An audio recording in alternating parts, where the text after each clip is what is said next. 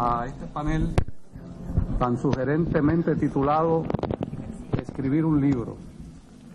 Cuando leí el título del panel, inmediatamente vino a mi mente aquella historia de Cervantes, de un loco de Sevilla, que dio en el extraño disparate de poner un cañuto en Dios salve en lugar de un perro y dedicarse a inflarlo, y luego cuando el perro estaba bien inflado lo volvía a la calle, le daba unas palmaditas y lo dejaba ir.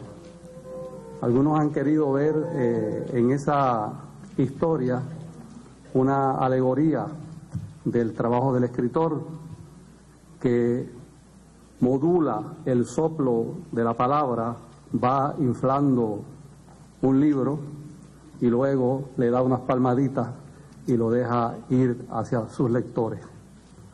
De esa tarea grata e ingrata de escribir un libro tratará este panel, que estará presidido por la eminente escritora panameña Rosa María Britton, seguramente conocida de todos los presentes, en quien se conjuga la pasión científica como mujer dedicada a la medicina y la pasión literaria, combinación que suele ser más frecuente de lo que normalmente se piensa. Es autora de importantes novelas, entre ellas El ataúd de uso, El señor de las lluvias, No pertenezco a este siglo, Todas íbamos a ser reinas, Laberintos de orgullo, Suspiros de fantasmas.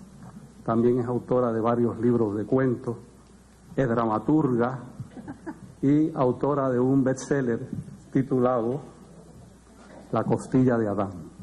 De modo que yo cedo la palabra a doña Rosa María Britton, quien moderará el panel de esta tarde.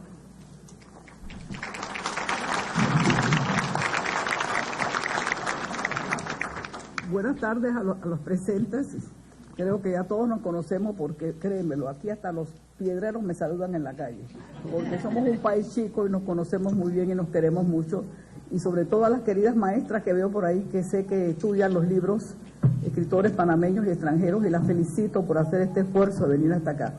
Yo quiero darle la bienvenida a los distinguidos huéspedes que tengo, la extrema, a ver, el señor Abel Pose, allá está Pedro, de Chile, España, Cataluña, y por último mi querido amigo de México, que lo confundí con un poeta y me dediqué a estudiar el poeta y después me enteré que no era él. ¿Ah?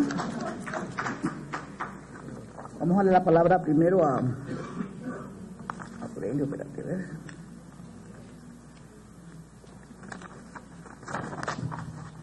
A Pedro Lastra. Voy a leer el currículo de nuestro invitado, que ha sido muy sustinto y me ha mandado un currículum así. Estoy segura que es mucho mayor, pero se ve que es un hombre de humildad literaria, que no es común entre los escritores, porque nos gusta decir todo lo que hemos hecho y todo, porque bueno, nos merecemos, ¿no? Uno trabaja muy duro para esto. Pedro es de Chile, profesor de literatura hispanoamericana, es poeta y ensayista, miembro del número de la Academia de Chilena de la Lengua, profesor emérito en la Universidad de Nueva York, en Stony Brook, en 1995, y actualmente director de la revista Análisis de Literatura Chilena de la Pontificia Universidad de Chile. Estuve en la Universidad Católica, estuve ahí recientemente en una reunión científica, así que tiene usted la palabra para presentar su ponencia. Muy buenas tardes a todos, y quiero aludir enseguida a la frase de nuestro amigo José Luis Vega, que dice que el título de este panel es no solo sugerente, yo diría que también es engañoso, porque escribir un libro parece ser una invitación a contar algunas experiencias personales. Esa es una primera impresión.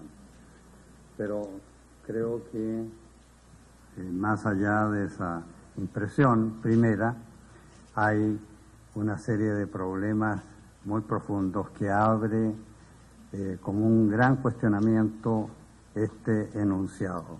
Y en ese sentido voy a formular mis observaciones. Escribir un libro. El enunciado escribir un libro parece una apelación a la experiencia del autor, que en un aspecto u otro somos todos nosotros. Imaginé, pues, que una reflexión sobre el acto de escribir, sustentada en los trabajos que para cada quien han culminado en un libro, podría ser una respuesta posible y tal vez animadora para un diálogo. Recordé incluso unos versos de Antonin Artaud que mucho me impresionaron hace años y a los que siempre vuelvo. Sé que cuando quise escribir equivoqué las palabras y eso es todo. Yo, poeta, oigo voces que no vienen del mundo de las ideas, porque allí donde estoy no hay nada en que pensar. ¿Por qué recordé esos versos? Tal vez porque los sentí como la formulación de una desesperada poética, aunque desde luego no todas las formulaciones poéticas tienen ese signo, ni mucho menos, ya que la reflexión sobre la literatura dentro de la literatura es una manifestación tan variada como constante en este quehacer. Pero casi enseguida se me hizo notoria la insuficiencia de un acercamiento de esa naturaleza. No se trataba, sin duda, de poéticas antiguas ni modernas, porque una reflexión semejante no daría cuenta sino de una parte del entramado que estaba vislumbrando. Escribir un libro. ¿Desde dónde asumir ese es el desafío de esa reflexión? Hay desde luego toda una historia que considerar, y es una larguísima historia que implica referir, como lo hizo Manuel García Pelayo en un notable trabajo titulado Las culturas del libro, a las condiciones del nacimiento de esa cultura, cuya primera fase fue el paso de la literatura oral a la literatura escrita. El paso, no la sustitución de la una por la otra, unido, como señala este estudioso, al convencimiento de que la escritura fija y precisa lo establecido. La historia de ese proceso ha sido descrita y comentada muchas veces desde ese punto de apoyo que es la transformación del puro pensamiento mítico en logos, y cuya condición es también la unidad en la creencia en la salvación por el conocimiento y la convicción de que éste se encuentra definitiva y plenamente en un libro. Pensemos en las viejas, en los más antiguos libros sagrados de las distintas orientaciones religiosas. Revelación de algo nuevo o sello de revelaciones ya existentes. De ahí el imperio que hasta nuestro tiempo se manifiesta en su prestigio y en el del letrado, pues el hecho de que tanto se ha debido y debemos todos al libro acrecentó ese prestigio. En este punto se hace patente la extrema complejidad del asunto al decir que todos debemos tanto al libro. Uno advierte que esa deuda es extraordinariamente vasta y, más que vasta, inabarcable. Escribir un libro es, pues, muchas cosas. Sin pretender dar un giro ingenioso a esta grave cuestión, esa imaginada totalidad de cuanto se ha escrito en todos los órdenes y direcciones del interés humano se ofrece como una especie de Aleph borgiano. Todo ha estado y todo seguirá residiendo en él, sin que en esto tengan particular relevancia las múltiples transformaciones ocurridas en los modos y técnicas de su producción, desde la lenta escritura de los manuscritos y grabados en pergaminos hasta el vertiginoso desarrollo electrónico actual. De ese proceso vivido por las gentes del libro, todos somos herederos, comprobación que suscita cuestiones como esta. Escribir un libro es una posibilidad para todos, y ya que esto es así, lo primero es preguntarse qué decir de tal posibilidad, por muy distintas que sean las tareas y las finalidades de quien es el que escribe. La indagación insoslayable es por lo que une a los distintos productores de obras escritas en los órdenes diversos del saber, del pensamiento o del general quehacer humano.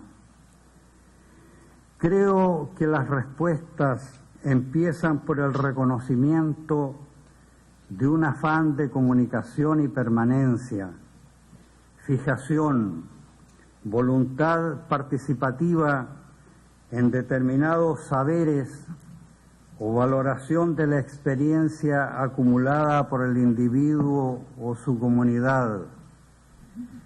Pero esta es solo una parte de la cuestión, porque también los une, creo, una motivación de profundos y a menudo secretos alcances, y que George Steiner ha señalado famosamente como el duro deseo de durar, la necesidad de dejar una señal del paso por la vida, de hacer visible lo que la fugacidad del existir puede anular del todo. Creo que esa motivación profunda está en relación causal con un hecho que en algún momento me ha parecido entender como una respuesta a la conciencia de lo exiliar, que nunca dejó de ser sentido como una circunstancia axial del existir. Lo dijo el rabí Yehudá ben Bezalel Liva en el siglo XVI. El exilio no es más que la condición humana llevada al extremo. Y en el siglo XX, María Zambrano, pocas situaciones hay como la del exilio para que se presenten como en un rito iniciático las pruebas de la condición humana. Diré que esas ideas han generado en mí la convicción de que en un sentido u otro esa vivencia de lo exiliar promueve a su vez una vivencia de descolocación y lejanía, una suerte de figuración de distancias que uno puede ver traslucirse o vislumbrarse en toda escritura. Y cuando digo toda escritura, quiero decir exactamente esto, porque es el acto de escribir un libro el que veo fundado en esta motivación. Quisiera ilustrar esta idea con el breve relato de una lejana experiencia. Uno de los primeros autores que conocí fue un viejo maestro que tuve en la escuela normal en la que estudié y quien tenía a su cargo la asignatura de trabajos o artes manuales. Se decía que había escrito un libro, y esto que si se hubiera tratado de alguna obra de ficción, de poesía o de expresión testimonial, no habría sido nada sorprendente. Me llamó la atención porque era un extenso volumen sobre efemérides chilenas, del cual este maestro nunca nos habló y que descubrí azarosamente en una biblioteca. Era un libro que le habría requerido sin duda un largo y detenido esfuerzo en una época en la que semejante tarea tenía mucho de labor manual. Al ver ese volumen sentí aumentar mi respeto y mi admiración por ese hombre eficiente en lo que hacía como maestro, pero que además había escrito un libro tan alejado de su especialidad. Debo haberme preguntado si al dedicarse a esa acuciosa búsqueda y recopilación de datos compensaba alguna frustración vocacional, y años después urdí el modo de preguntárselo. No era eso. También había escrito libros técnicos, pero ordenar esas efemérides le había parecido una buena tarea de utilidad pública, que fue lo que me dijo. Sin duda lo sentía así, pero hoy yo me inclino a leer ese sentimiento como una voluntad de arraigo, una necesidad de testimoniar su haber estado allí con algo concreto que lo sobreviviría. No creo estar yendo demasiado lejos con un ejemplo de esta naturaleza, pues me parece no poco ilustrativo para esa pregunta ya insinuada. ¿Qué mueve a alguien a escribir, a veces sobre asuntos distanciados de especialidades en las que han sobresalido por su solvencia profesional? ¿No será esta una respuesta a esa secreta necesidad de permanencia, de rechazo a la invisibilidad que nos amenaza, de afirmación, en fin, ante la incertidumbre de lo real? En el ámbito de las obras de ficción se hace, por cierto, harto evidente tal motivación. Porque escribí estoy vivo, dijo Enrique Lin en un poema ya justamente famoso, por lo que apunta hacia un saber de salvación. Pero esto abre el espacio de esta reflexión hacia otro plano que no quiero dejar de considerar, atrayendo como apoyatura otros versos del citado poema de Lin. Días de mi escritura, solar del extranjero, todos los que sirvieron y los que fueron servidos, digo que pasarán porque escribí, y hacerlo significa trabajar con la muerte, porque de la palabra que se ajusta al abismo surge un poco de oscura inteligencia.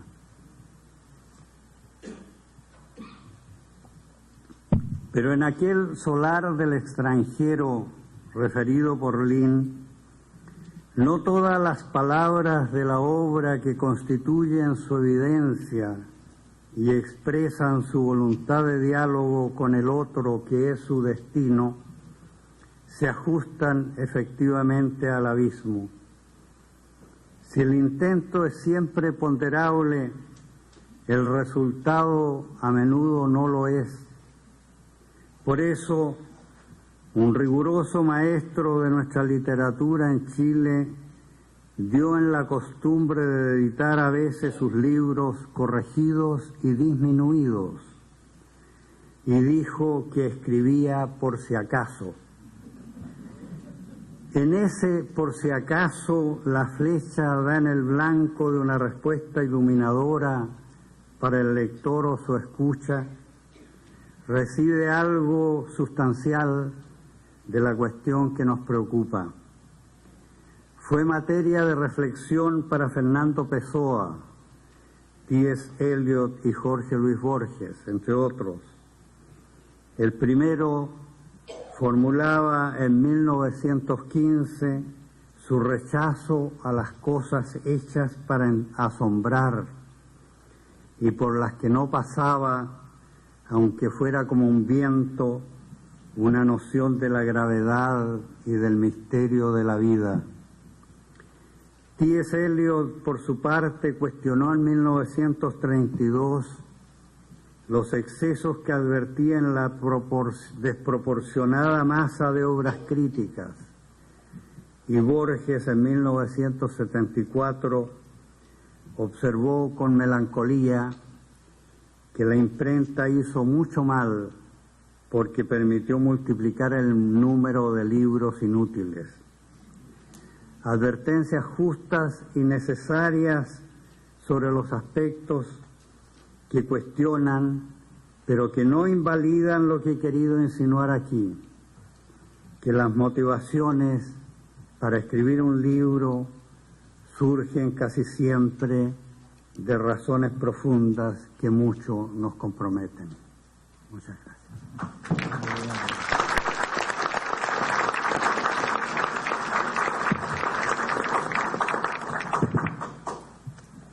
Nuestro próximo exponente, Abel Pose, que nació en Córdoba, Argentina, es abogado, doctorado de la Universidad de la Sorbona y un diplomático que ha tenido una carrera muy extensa por toda Europa. Ha sido representando a su país en Moscú, Lima, en París, en Checoslovaquia, en todas partes. Fue ministro de Educación, es miembro del número de la Academia de Letras de Argentina, y sus obras principales, Los Bogavantes, La Boca del Tigre, Momento de Morir, Los Perros del Paraíso, que fue la primera que leí de él, que ganó el premio Rómulo Gallegos, Biblioteca Esencial, El Eclipse Argentino, Cuando muere un hijo, una obra extensísima, estoy nada más que mencionando por encima lo que tiene. Sus libros han sido traducidos al inglés, francés, italiano, holandés, hebreo, japonés, rumano, hasta el panameño. Ha recibido numerosos premios, ya mencioné el Rómulo Gallegos, la Faja de Honor de la Sociedad Argentina, Premio Nacional de Argentina, Premio Argentino de Letras. Es un currículum que es impresionante, porque refleja pues la voluntad de un individuo de seguir escribiendo a pesar de tener una carrera como la diplomática, que es bien exigente. Ha sido jurado de varios premios, ha recibido numerosas condecoraciones, con usted el señor o el académico Abel Pose. Muchísimas gracias, muy buenas tardes. ¿Se oye, no? Sí. Bueno, uno es escritor, uno no entiende bien por qué, pero en mi caso, por ejemplo, ya a los 9 años se me ocurrió copiar esos libritos que editaban tipo Walt Disney para chicos, con unas frases de un lado y del otro los dibujitos, y lo imité más o menos, no sé, y se lo vendí a mi abuela. O sea, yo fui venalde de los 9 años. En esa época mi abuela me pagaba 5 centavos o 10 centavos. Con 5 centavos uno compraba 2 soldaditos de plomo sin pintar, que había en esa época, y ya con 10 centavos una pelota pulpo chiquita, que ya era un logro importante de derechos de autor, digamos, ¿no? Y después la pasión de escribir, cuando yo estaba en el colegio secundario, igual que nuestro amigo, empieza esa voluntad de expresarse, ese hecho misterioso. Algunos ya que no temen a la solemnidad le llaman el arte, ingresar en ese... Y no sabemos por qué se persiste, porque son los años de formación de un escritor, son muy difíciles. Primero, que son años de imitación, años de querer ser, y después hay que distinguir entre la voluntad exterior del escritor, que es una especie de banalidad, y la voluntad interior, que si se afirma es fatal, porque empieza a transformarse en una condena perpetua, que como bien dijo la moderadora, es mi caso. A pesar del currículum sigo. O sea, es el condenado a perpetua literaria.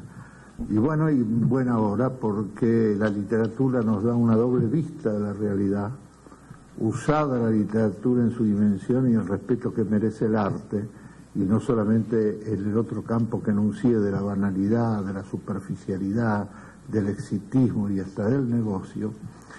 El primer beneficiario es el artista, y si el artista se llamaba Van Gogh, uno de cuyos cuadros se utilizó para tapar un vidrio roto en la pensión donde vivía, es lo mismo. La satisfacción de crear arte en algún momento se comunica o se presiente, si no, no se continuaría. No podemos saber cuál es ese misterio, como tantos misterios de la vida.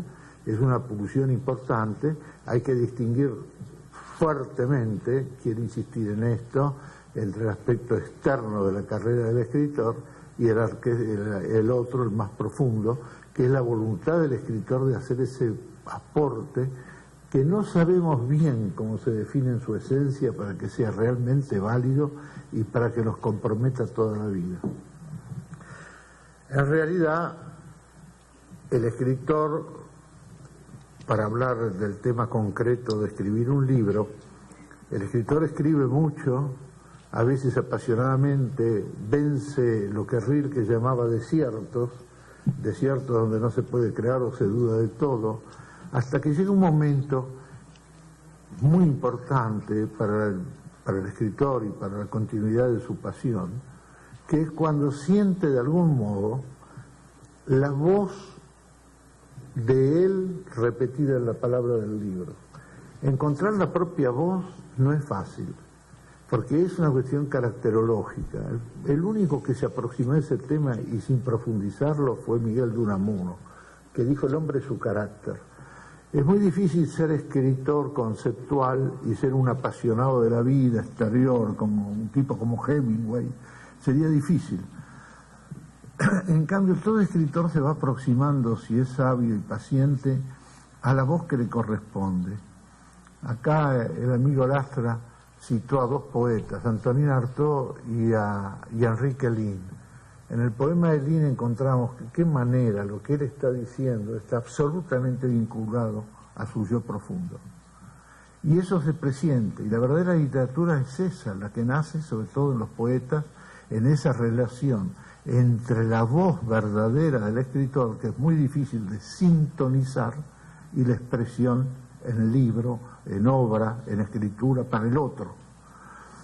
Este curioso fenómeno me hace acordar a las cantantes que han fracasado. A mí me gusta mucho la gente que en todas las profesiones fracasó. Me interesan los rociadores fracasados, los futbolistas que juegan en la B, en fin, eso me interesa muchísimo. Me parece más interesante el personaje que fracasa que el que triunfa. Al que triunfa se le envidia en general porque ven, pasó. Pero el que fracasa, hay que ver cómo soporta la vida el que fracasa, y que todos somos fracasados de alguna manera. La escuela tendría que ser al revés, enseñar los grandes fracasos y no los próceres. Y entonces, si no nos podemos conectar siempre con tener esos gigantes que les fue bien y que hicieron el bien. Y en esta curiosa situación, el escritor hay un momento que encuentra realmente la voz, siente un empujón interior que le dice: por este camino estás.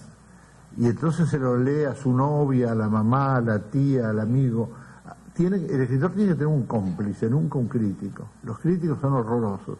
En la primera etapa destruyen, y cuando uno ya es grande se burla de ellos, porque además sabe que leen la solapa del libro y nada más, y escriben 2 o 3 solapas por día. Pero al principio, en la formación del escritor, hay que estar en la sagrada soledad de sentirse seguro. Es muy difícil sentirse seguro, porque se duda y porque uno no tiene derecho a sentirse seguro. Y ahí, en ese momento, la voz, uno percibe que está tocando la propia voz. Y como les decía, empecé a decirles antes, hay cantantes de ópera que han fracasado porque no tuvieron un maestro que le diga: usted sitúe la voz un poquito mayor en sus cuerdas vocales en tal lugar. Es increíble cómo la voz se asienta en algún lugar y entonces se hace esplendente, vibra, modula, le permite una libertad extraordinaria al mismo cantor que si no estaba atado en otra posición de la voz en su sistema vocal. Es curiosísimo esto, pero si vamos sintonizando la voz, creo que vamos llegando a una autenticidad contagiosa. Se contagia aquello que es verdadero y estamos diciendo que es verdadero. Otras cosas muy armadas no se contagian tanto. Pero yo creo que en el orden de la literatura, que es un episodio muy sensible, muy de la sensibilidad, en el caso de la poesía en particular, entonces yo creo que es muy importante que esa fuerza se transmita desde la autenticidad del creador. Conseguir la voz es conseguir ya ser escritor. Y luego viene la larga carrera de los errores, de las tentaciones. Ser escritor es muy difícil. En estos momentos que estamos viviendo, a los cuales me voy a referir, el mundo ha perdido las grandes direcciones. Uno hace 20 años podía ser comunista, como los amigos que hemos conocido en Barcelona, fervorosos comunistas. Yo les llamaba el comunismo chic de Barcelona, y los comunistas chic se reunían para hablar de Marx, de Lenin, de cómo habría que pasar más bien a Mao, que estaba más lejos que los rusos ya.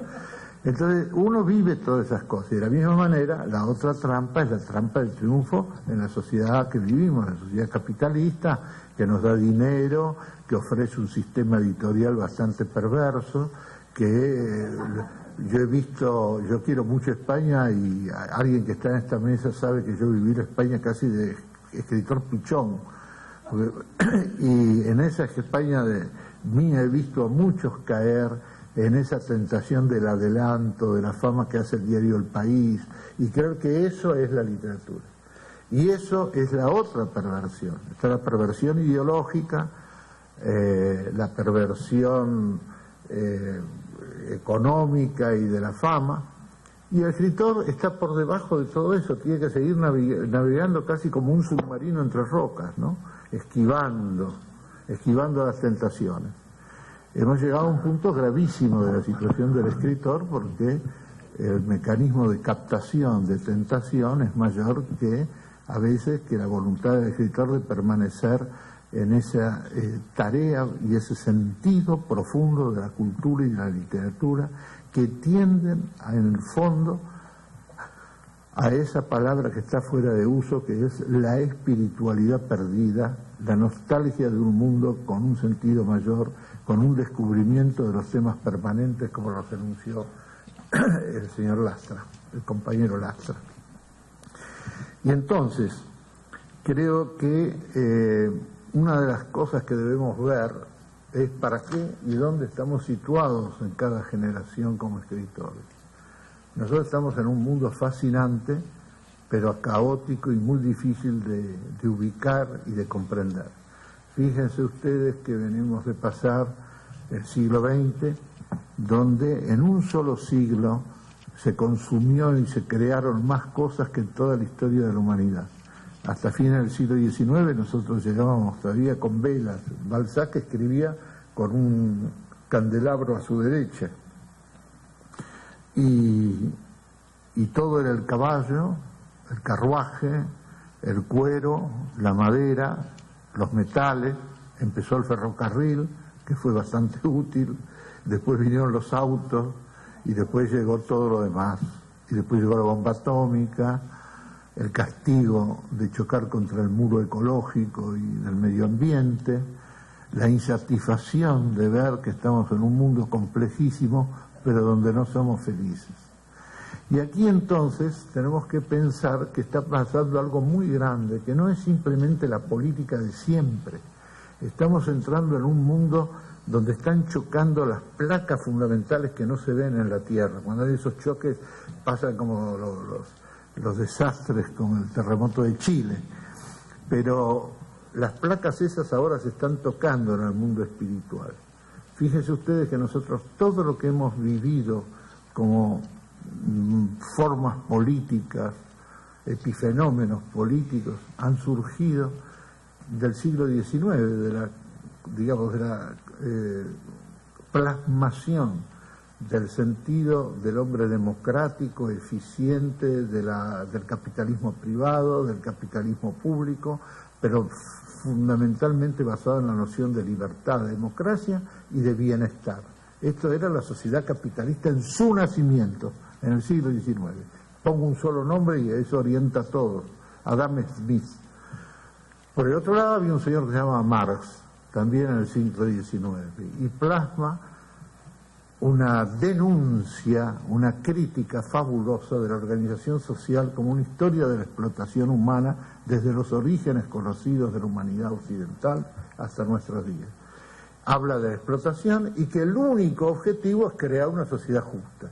Y para crear una sociedad justa hay que recurrir a la violencia, en el caso de Lenin, el trotsko-leninismo, hay que recurrir a la violencia porque con la violencia vamos a llegar finalmente al episodio de crear una sociedad justa, igualitaria, total, que era lo que no se consiguió en el mundo. El propósito está tan maravilloso como el otro propósito del mundo liberal democrático. Dos grandes propósitos. Pasó el tiempo, estas dos teorías se enfrentaron casi al punto de la destrucción del mundo en el siglo XX, entre el mundo comunista, las dos grandes potencias, y hoy día empezamos a notar que decrecen. Uno implosiona, que es el mundo socialista. No alcanzó jamás ni el bienestar como pretendía y sobre todo creó una sociedad que se repitió como una dictadura imperdonable. Para obtener la justicia permaneció la dictadura, el sistema de represión, el sistema de postergación de la libertad humana, porque la libertad caótica les parecía que no contribuía al objetivo final de justicia universal. Y eso implosionó de repente, sin guerra. Y eso lo hemos vivido nosotros. En el año 1981, entre 1989 y 1981, implosiona el gigante soviético en poco tiempo y se pasa a una sociedad absolutamente distinta. De la misma manera, tal vez, en Occidente, en este momento, estamos viviendo, probablemente, no sé si será así, pero se podría pensar que estamos viviendo en otra implosión, en otro sistema que cae y que se disgrega. Quiere decir que nosotros somos huérfanos de los grandes padres ideológicos donde vivió cobijado el siglo XX. Llegamos a este siglo desnudos de ideologías rectoras. Lo llamamos eso crisis de liderazgo, oscilamos, no sabemos dónde vamos, no hay ni la voluntad sagrada de crear justicia, ni la noción ingenua de crear bienestar. La sociedad del bienestar ha creado islotes de poder y de opulencia y grandes continentes de miseria. Quiero decir que esto es donde el mundo que nos tenemos que situar los escritores es un mundo sin padres, somos huérfanos y estamos todos comprometidos, deberíamos sentirnos comprometidos todos los escritores y los no escritores a pensar el mundo donde queremos vivir. El mundo donde hemos vivido es un mundo pensado por algunos genios de la política en las dos grandes formas discordantes. En este momento no hay orientaciones fundamentales, es un mundo de la improvisación y la juventud parece que padece enormemente la agresión de esta orfandad ideológica, el sentido seguro, la convicción en valores que se vivieron durante muchos años. Ahí está el escritor ahora. ¿Y cómo va a responder el escritor a ese ahora? Bueno, en primer lugar, saliendo de la frivolidad. La literatura ha caído muchísimo. Podemos decir de que todos los factores de la sociedad occidental han tenido mucho éxito en muchos aspectos, pero no ha creado sabiduría. Fíjense ustedes que todavía de una forma general, así un poco impresionista, creemos que la sabiduría quedó en Oriente y que en Occidente tenemos la eficacia. Pues bien, la eficacia es la eficacia de las cosas. Somos hombres con conflictos todos tenemos grandes soledades. Y ahí la literatura es una respuesta extraordinaria, porque la literatura, más allá entonces del libro como diversión, información, que lo tiene, todos esos elementos importantes del objeto libro, hay también ese porcentual que es respuesta profunda al yo profundo. Hay una alianza indestructible todavía que es formidable. Es la unidad, el extraño cuerpo que crea el escritor, el autor, con su lector. El lector es tan autor como el escritor. El escritor da señales, por ejemplo, habla de una mujer bella y sensual. Entonces el lector, cuando lo ve bella y sensual, piensa en su prima, por ejemplo. Y entonces, cuando usted le dice el palacio del señor de Noailles, y entonces usted lee en Proust el palacio de la familia de Noailles, y uno, en un modesto pueblito, piensa en la casa grande de Juan López, que es almacenero, y que se construyó una casa extraordinaria con 3 balcones. Y esta es la literatura, porque vivenciamos lo mismo desde signos distintos y de vivencias distintas, pero existencialmente nos complotamos. Y ahí se produce. Y la máxima fusión es sin duda, porque la novela es un poco la nueva rica que ganó la calle de la literatura con prepotencia, la verdadera, momento de esa fusión es la poesía. Es cuando el poeta, con pocas palabras muy buscadas, nos va llevando a situaciones esenciales de su existencia, que es coexistencia, consistencia, diría Ortega. Los dos estamos juntos con el poeta. Y este es el momento más brillante, porque ahí sí podemos hacer camino y encontrar las grandes respuestas.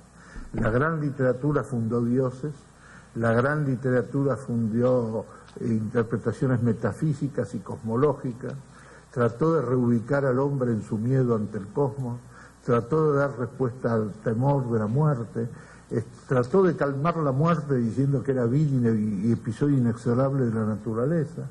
Bueno, todo eso lo tiene la literatura. No hay ciencia que responda más a la vida que la que crean los pensadores, los poetas, los escritores. Eso es lo que está en crisis hoy día.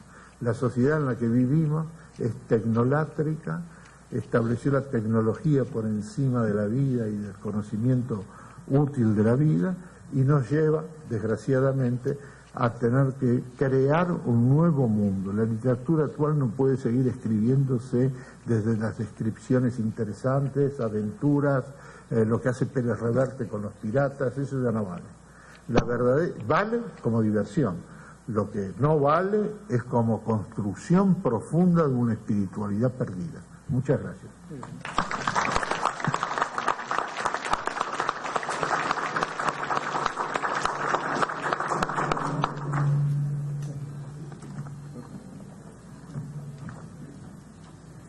Me permito presentarles a mi derecha Carmen Riera. Carmen es catedrática de Literatura Española en la Universidad Autónoma de Barcelona y desde entonces ha escrito tantos libros que ustedes no se pueden imaginar. Yo creo que al principio casi todos eran en catalán, ¿no? Sí. Se ha ganado numerosos premios en todos esos libros. Creo que el primer libro catalán que fue publicado, el mejor libro de España, fue el suyo. Me acuerdo que yo tuve el premio ese que nunca se había dado antes, el premio nacional de narrativa, publicado en catalán. Así que me parece que esto es interesante porque ahora con esta cuestión de que no te van a ir de España, hija. No se van a ir porque ahora están... No, que va, nosotros queremos mucho, por Dios.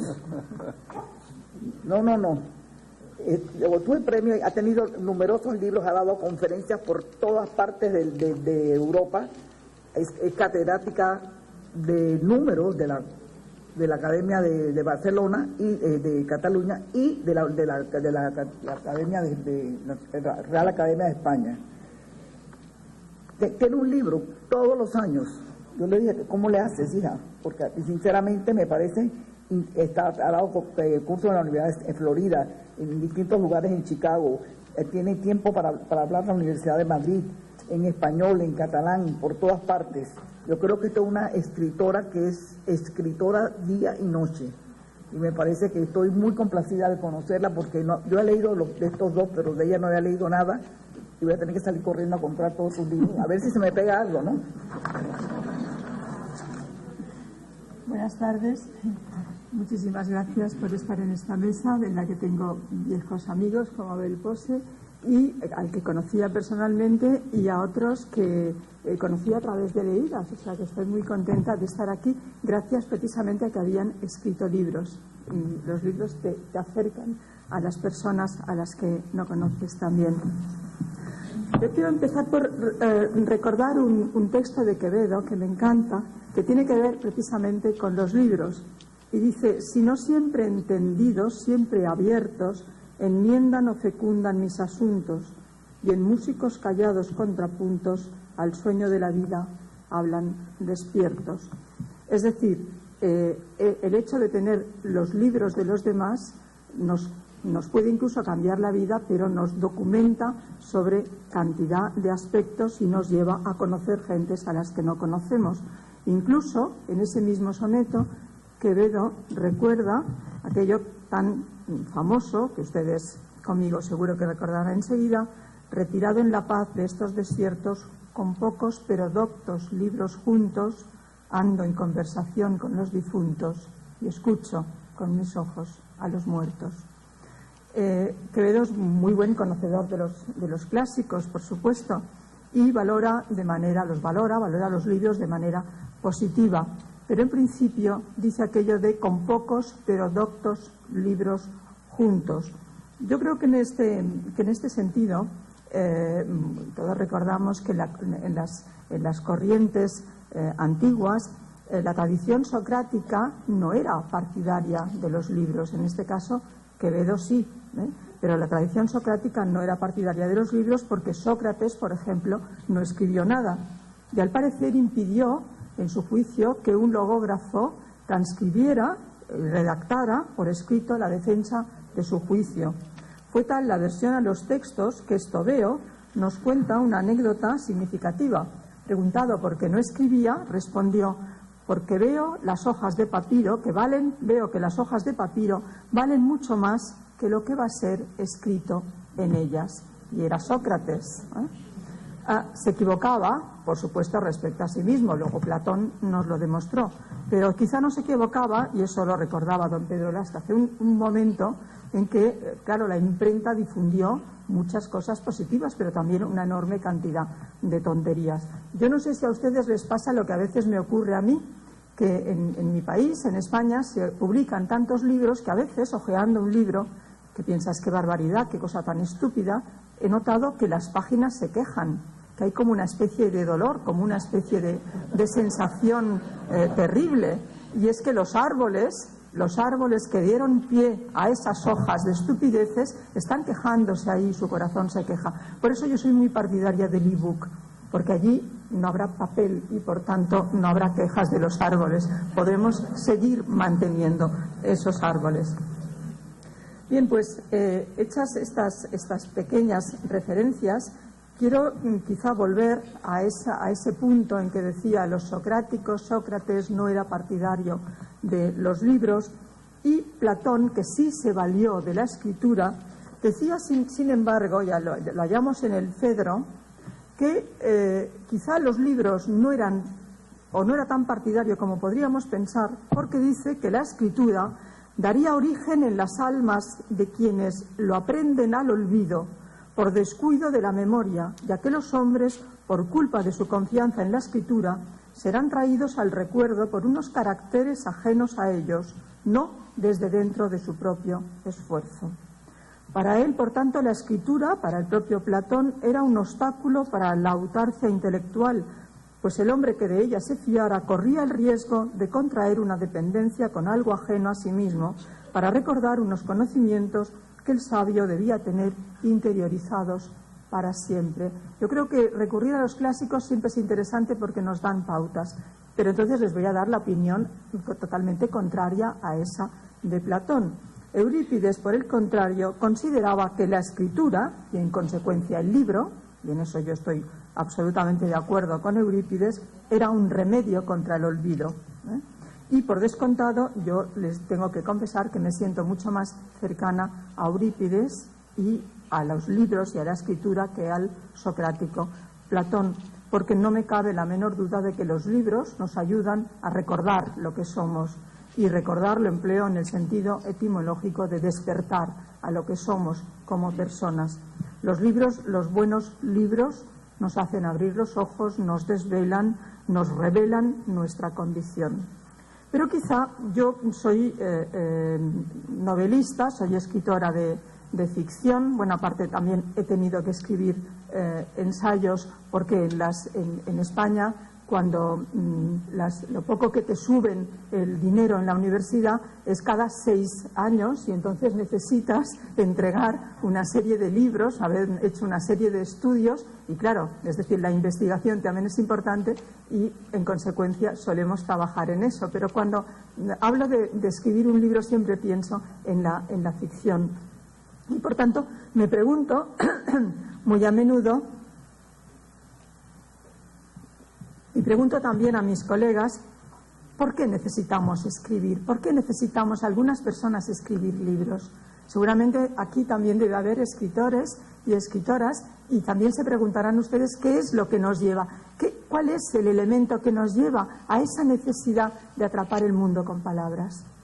Y muchas veces a mis colegas, yo recuerdo a Rosa Montero, que andaba antes por aquí, que es una gran escritora española. Rosa Montero habla de que lo que la lleva a escribir un libro, a comenzar un libro, es, dice, una especie de constelación, una nebulosa de estrellas que ella de repente capta. Y José María Merino, que es otro de los escritores que ha venido de España, dice que duerme siempre con un cuadernito porque es de noche cuando le viene la idea del libro. Y Jaime Gil de Biedma decía que para él era un cromo, era como de repente un flash, y ese flash le permitía comenzar a escribir. A mí me ocurre también a veces eso, es decir, es un elemento que pulula por allá y que de repente captas. La diferencia quizá entre una persona que escribe ficción o una persona que no escribe ficción no es que seamos gente importante. Bueno, el escritor o la escritora que se crea que es distinto a los demás es un imbécil, eso vaya por descontado. Pero sí tenemos quizá una pequeña antena que sabe captar cosas que los demás, porque no la tienen abierta, simplemente no captan. Les voy a poner un ejemplo muy rápido y no sé si ya llego a los 10 minutos, tú me avisas. El ejemplo es el siguiente. Ustedes han oído hablar en España de la memoria histórica, quizá, ¿verdad? Es decir, todo lo que supuso la memoria histórica, lo que supusieron los juicios a las personas que habían, bueno, pues el rescate de las víctimas del franquismo.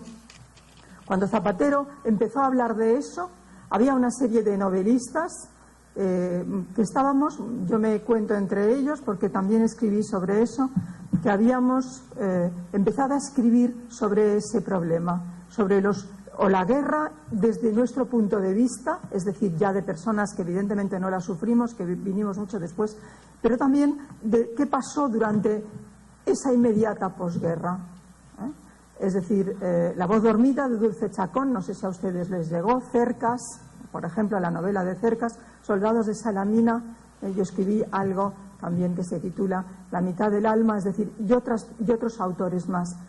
Coincidimos en ese tema, sin saberlo, y coincidimos porque teníamos esa antena, esa preocupación que era evidentemente de todos y que nosotros supimos captar precisamente por la antena abierta, no porque fuéramos más listos ni estuviéramos siquiera más preparados. ¿Qué nos pasa cuando escribimos? ¿Qué pasa cuando estamos escribiendo el libro? Marina, que es un autor, un ensayista español, escribió sobre ese tema de la creación. Y yo siempre repito una frase que es suya. Dice que cuando un escritor está escribiendo, va a la vendimia, está vendimiando. Es decir, que todo cuanto le ocurre, todo cuanto lee, todo a la persona que ve, todo eso va al libro. Yo recuerdo que estaba escribiendo un libro que se titula El verano del inglés, y Carmen Balcells, que es mi agente literaria, daba una comida a Mario Vargas Llosa. Y yo estaba escribiendo, obsesa con eso, y fui a esa comida. Y Juan Cruz, que es un periodista español que tiene el don de la ubicación, por cierto, siempre está en todas partes, estaba en aquella mesa y dijo: os voy a contar un chiste, os voy a contar un chiste. ¿Qué pasa si metemos al Papa en una licuadora? ¿Qué pasa si metemos al Papa en una licuadora? Y dijimos, pues ¿qué pasa? Cuéntanoslo. Que sale un sumo pontífice. Bueno, pues yo metí eso, como yo por la tarde volvía a mi novela, pues yo convertí esa tontería, ese chiste, la dice un camarero español que está en Londres, y la dice mientras está sirviendo la cena a mi protagonista. La explicación, pues eso, todo va dentro. ¿Y qué pasa entonces? Que te vas a dormir, no te acuestas con tu marido, te acuestas con tus personajes, y al día siguiente te levantas con ellos y sigues continuamente en esa tesitura realmente de tener dos vidas paralelas. Es decir, la tuya, en mi caso la de profesora o ama de casa, y luego esa otra en la que todo va a parar allí. Y es una situación realmente, bueno, pues extraña, ¿eh? Por eso, bueno, pues en el fondo ya sabemos todos que Freud decía que el escritor es un neurótico que nunca se curará, porque para curarse tiene que dejar de escribir. Y creo que ya sí que son 10 minutos. Muchas gracias.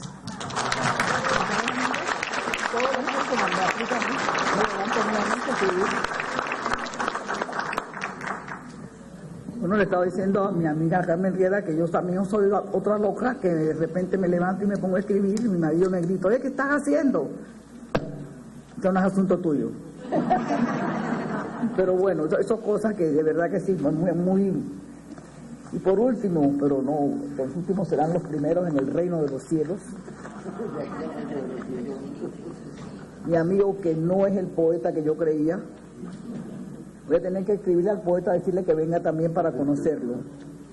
Es mexicano, pertenece al Colegio Médico, miembro del Sistema Nacional de Investigadores, porque él es un investigador de primera línea de estudios lingüísticos y literarios en el Colegio México, profesor en la Facultad de Filosofía, la Universidad Autónoma de México. Sus áreas de investigación abarcan la literatura española medieval y de los siglos de oro, y la de tradición oral, especialmente novelas de caballería, romancero, los romanceros, corridos, cuento tradicional, teatro clásico, la obra de Cervantes, Lope de Vega y Calderón. Ha escrito 10 libros de su especialidad y obras de teatro para niños.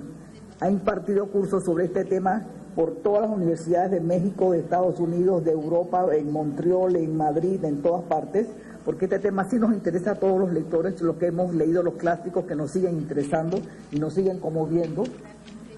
Es miembro de la Academia Mexicana de la Lengua y ha sido condecorado con la Orden Isabel la Católica por el gobierno de España por sus estudios de la literatura medieval. Yo creo que mi amigo es un poeta medieval. Así es que... Bien. De repente uno en la vida se encuentra en situaciones en las cuales no sabe cómo llegó ahí.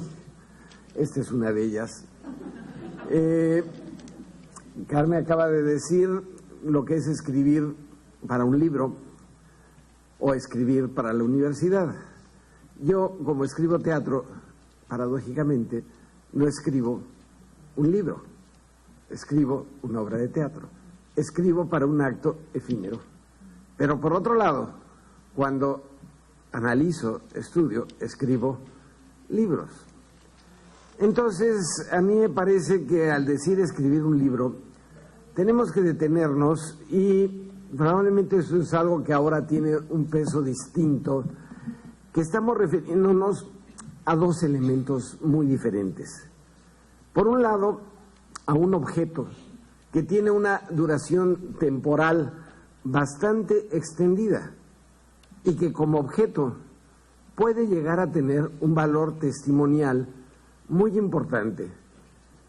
Piénsese simplemente en el aprecio que tiene una primera edición, y si esta primera edición además está firmada por el culpable, esto es, por el autor, ese objeto ya tiene una dimensión cultural especial.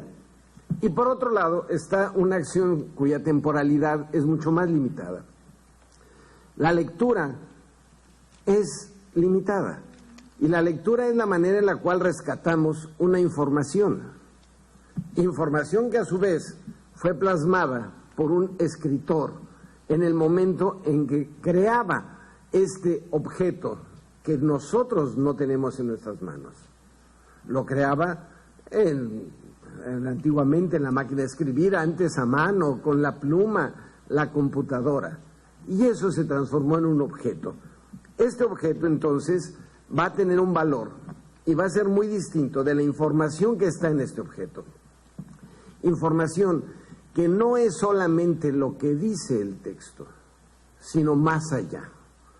O sea, es una información que está llena de connotaciones. Como decía el poeta, como decía García Lorca, verde que te quiero verde. ¿Qué quiere decir? Es muy simple. Eso y mucho más. Esa información es algo que está en el libro. El libro es el objeto y tiene un valor testimonial.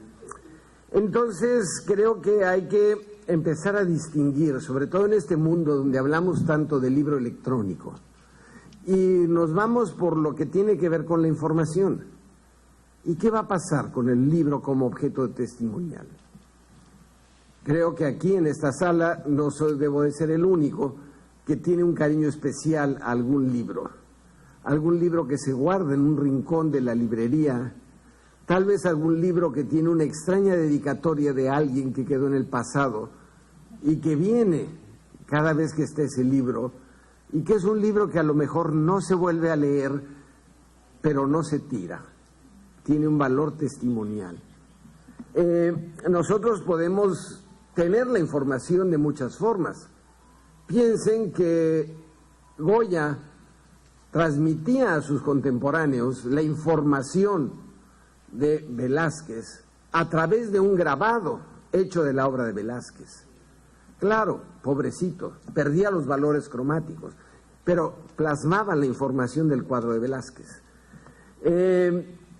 ¿Cuántas las generaciones anteriores a nosotros conocieron todo el arte del Renacimiento en reproducciones en blanco y negro, como las que hacía esta famosa editorial Esquira? Si comparamos esos libros de arte, esos objetos, con un gran libro de gran formato, con tecnología de punta impreso en China, que nos da el detalle del techo de la Capilla Sixtina que nunca veremos, pero está ahí, esa información. Ese no es el objeto. Entonces, tenemos que empezar a tener claro que el escritor, y hoy en día parece que todo mundo dice quiero escribir un libro, y cuando decimos quiero escribir un libro, uno puede ser muy maligno y le pregunta, ¿y qué quieres escribir? Pues eso, un libro. Y uno le dice, te estarás refiriendo a un cuento. No, una novela. Y en esta modernidad, o sea, sabemos que hay algunos escritores que tenían la voluntad de andar fastidiando a los demás, como don Miguel de Unamuno, que para qué escribir una novela pudiendo escribir una nivola. Y si hoy en día es un escritor postmoderno, ¿qué es lo que va a escribir? Pues una no novela. Claro, entonces el escritor en el momento en que se plantea esto de un libro, tiene en mente que va a escribir una novela, un poemario, una obra de teatro, ¿por qué no? un ensayo, una crónica, una reseña, un prólogo, una presentación o una tesis.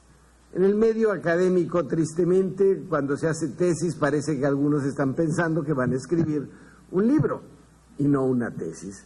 Entonces, nosotros vamos a tener que, el escritor tiene unos contenidos, una información que tiene que plasmar en un texto. Y el texto tiene como destino el libro. Y hoy en día le están diciendo al pobrecito texto, por Dios, tú no vas a llegar a un libro, te quedarás en un libro electrónico. Y no voy a tener existencia real, voy a ser virtual. Tristemente sí. Y aquí es el momento en que a veces uno tiene que romper una lanza por ese objeto, por el valor testimonial, porque nos están diciendo que el libro solamente tiene valor en cuanto a información. Si fuera así, ¿para qué queremos museos?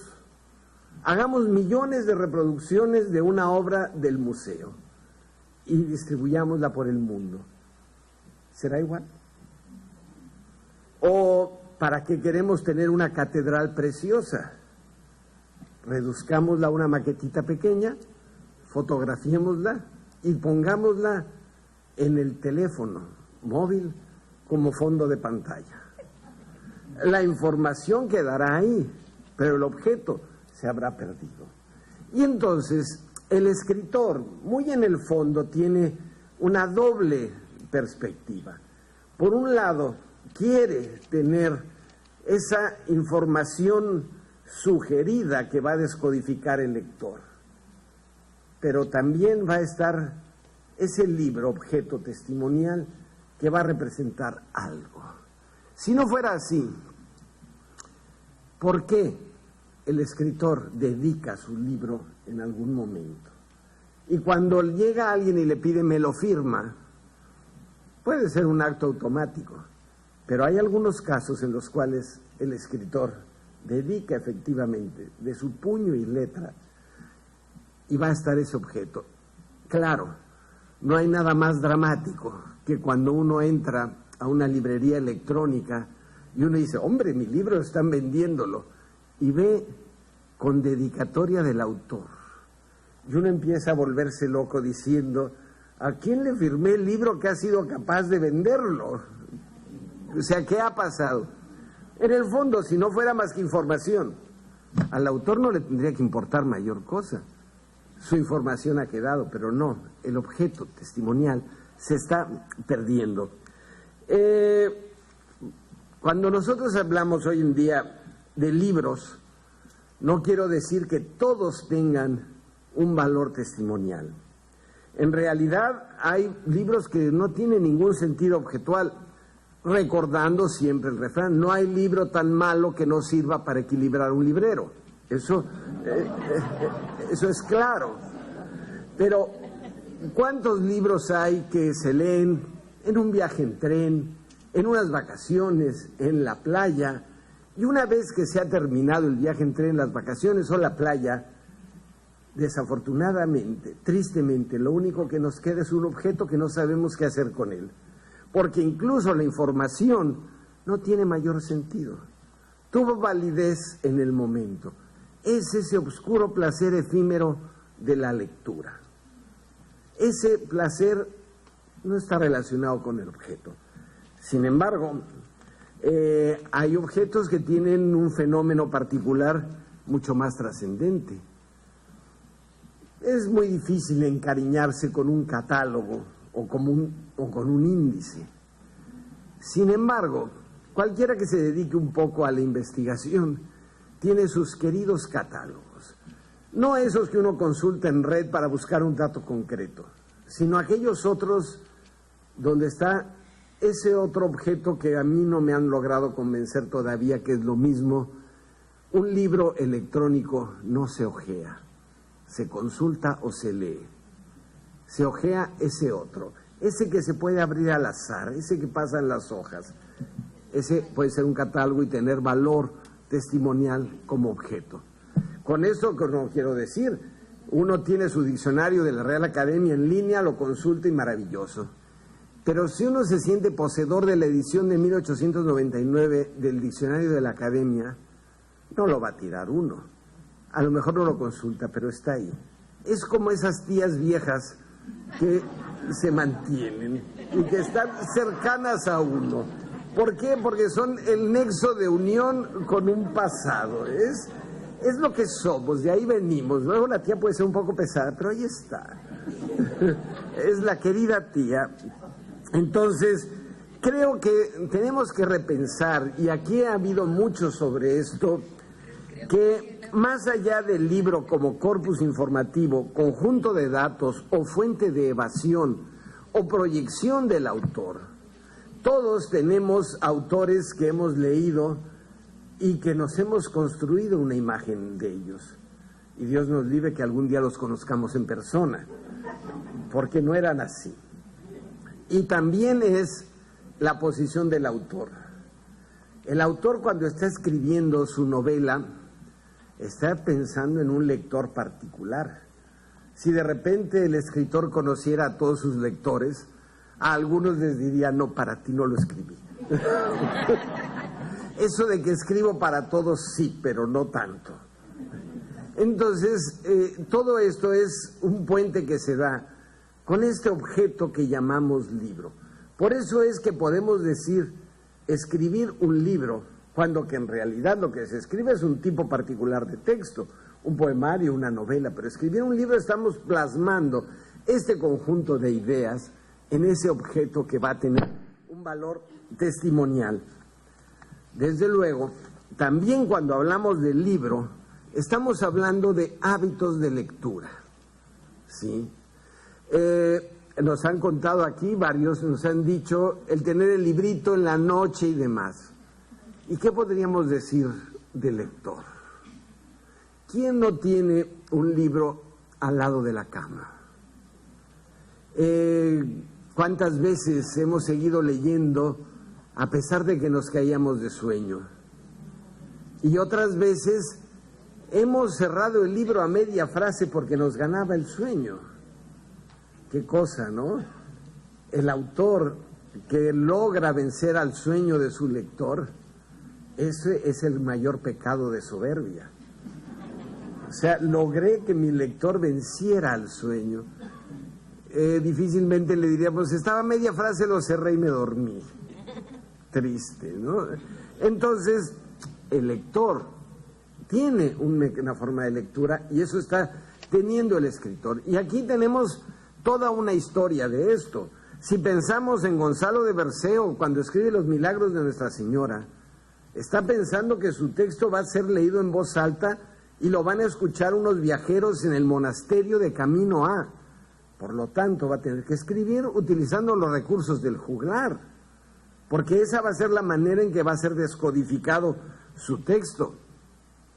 Pasa el tiempo, se inventa esta prensa, esta imprenta de tipos móviles, y nos aparecen los grandes nombres de los Kronberger en Sevilla, Cosi en Zaragoza, Lucio en Amberes, y también van a condicionar la construcción del objeto libro. O sea, la edición, cómo se va a hacer. Y da lo mismo que hablemos de cómo se reconstruye un texto por la editorial. Hoy en día pensamos aquellos crímenes de la imprenta. Gran escritor, no cabe en el pliego y el tipógrafo le cortaba el final para que cupiera. Y no le preguntaba. ¿O cuántas correcciones se han hecho en la imprenta? Entonces, ya no es solamente el autor que piensa cómo se va a leer su libro, sino que tiene que pensar cómo se va a imprimir. Cualquiera que tiene un representante sabe que le va a decir: oye, tenemos la posibilidad de publicar una novela, pero que no tenga más de 250 páginas. ¿Y qué se hace? Se compacta, como aquí hoy nos han dicho un tiempo, y lo hemos marcado. Entonces, quien escribe está pensando en quien lee, pero en ambos casos tenemos la maravilla que es el objeto. Y si pensamos que el objeto llega a adquirir una dimensión corpórea mucho más importante, Y aquí no puedo más que pensar y remitirme a mi señor Don Quijote. Y en la biblioteca de Don Quijote yace la locura, le pongo comillas, del hidalgo manchego. En sus libros está el despegue de la realidad y el motor para salir por los caminos a desfacer entuertos. Por eso se nos dice en la novela cervantina: pidió las llaves a la sobrina del aposento donde estaban los libros, autores del daño. Ojo, ya no es el escritor el autor del daño, son los libros los autores del daño. Y ella se las dio de muy buena gana. Entraron dentro todos, y la ama con ellos. Y hallaron más de 100 cuerpos de libros grandes, muy bien encuadernados, y otros pequeños. Así como el ama los vio, volvióse a salir del aposento con gran priesa, y tornó luego con una escudilla de agua bendita y un esopo, y dijo: tome vuestra merced, señor licenciado, rocíe este aposento, no esté aquí algún encantador de los muchos que tienen estos libros, y nos encanten, en pena de las que les queremos dar echándolos del mundo. ¿Y Don Quijote estaba loco? ¿El ama acaso también? Entonces, el libro fue el reo, el galeote, la historia que nos cuenta Dante de Tristán e Iseo, que fueron los culpables del adulterio. Entonces, el libro, este objeto, en el cual ha plasmado un escritor una información, que ha descodificado un lector como objeto, tiene un valor testimonial, es importante. Hoy en día se nos habla que nos aplasta la información que podemos tener a través de Internet. Recuerdo haber leído en algún lugar, cuando estaban desarrollándose los carruajes tirados por caballos, que uno de estos agudos observadores y analistas de la realidad señalaba que esta llegada de los carruajes de caballos podía poner en peligro a Londres, porque podía verse inundada de excremento de caballo. Por lo tanto, había que limitar el número de carruajes que podían entrar a la ciudad. Ahora se nos está diciendo lo mismo. Hay muchos libros, seguimos leyendo los que nos gustan. ¿De verdad queremos tanta información? ¿De verdad hace falta, cuando a uno le dicen que el instrumento, el Kindle, puedo tener 1300 libros ahí? ¿Y a mí qué? No los voy a poder leer. O sea, si me dijeran que puede tener 100, ya me parecería una cantidad importante. Pero vas a poder deshacerte de tu biblioteca y tener todos estos libros ahí. Ay, qué dolor. Me quedo con mis libros. Sigamos pensando que más allá de la información, y creo que también para el autor está, ¿qué lector poseerá el libro? ¿Quedará testimonio de la comunicación? ¿Permanecerá el libro como testigo de ese momento en que la poesía despertó sus sentimientos? Las hermosas historias de amor y muerte de Tristán no están plasmadas en un libro particular. ¿El escritor generará información o le dará realidad en un objeto? La lectura y el libro, el texto y el objeto, son dos caras de la literatura. Tal vez ni siquiera valga la pena tratar de dilucidarlas. Es mejor que sigan así, juntas y contradictorias. Y nosotros no nos preocupemos de por qué los autores escriben libros o por qué los lectores los leen. ¿Y qué pasa con los libros que se escriben? Si viven en papel sin ácido o en el misterio nebuloso de la electrónica. Y recordemos, para terminar, una anécdota sobre el valor objetual del libro. Eulalio Ferrer, un miembro de la Academia Mexicana, cervantista destacado, contaba una anécdota que le tocó estar en Francia en un campo de concentración a raíz de la Guerra Civil Española. Y él cambió un paquete de cigarrillos que tenía, tesoro importante en un campo de concentración, por un ejemplar del Quijote. Y ese ejemplar del Quijote lo acompañó en el cautiverio y marcó su vida. ¿Qué fue? ¿La información contenida en ese ejemplar del Quijote o también el libro como objeto testimonial lo llevó en la vida? No perdamos de vista que un libro es más que la información, también es un testimonio de nuestra vida, de nuestra experiencia y de la del autor. Gracias.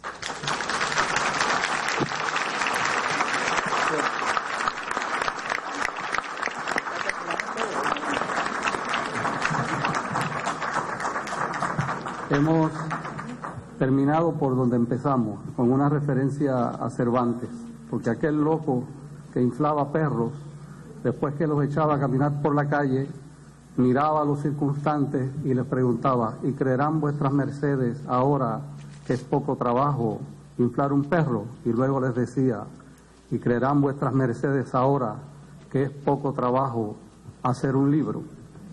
Agradecemos a los expositores las perspectivas que nos han dado sobre esta empresa que es escribir un libro, a Rosa María Britton, la gracia con que ha moderado este panel, y sobre todo a ustedes por estar aquí, porque recordemos que Pessoa dijo que es el cerebro del lector el verdadero prefacio de todo libro. Muchas gracias.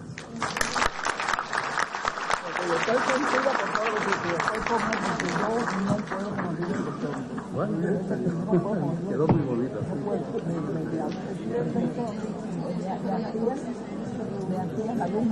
Me hubieran preguntado.